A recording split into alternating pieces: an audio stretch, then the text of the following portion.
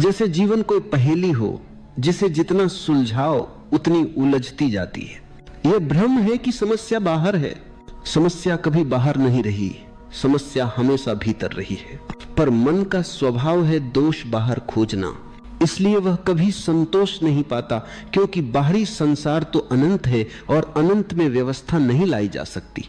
तुम बाहर का शोर ठीक नहीं कर सकते, पर भीतर मौन पा सकते हो, और वही मौन तुम्हें पहली झलक देता है उस सच्चाई की जहां कोई समस्या नहीं होती।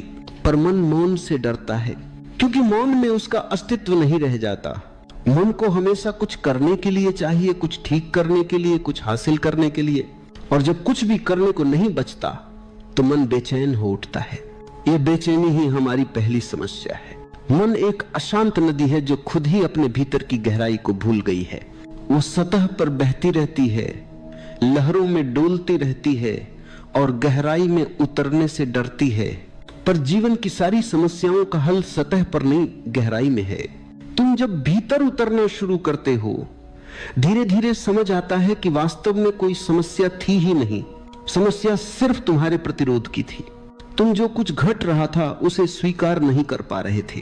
तुम हर बात को अपनी इच्छा के अनुसार चाहते थे, और जब चीजें वैसे नहीं हुई तो तुमने कहा यह है समस्या, ऐठ।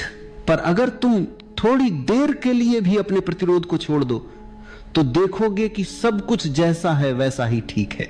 यहां से समर्पण का बीज अंकुरित होता है।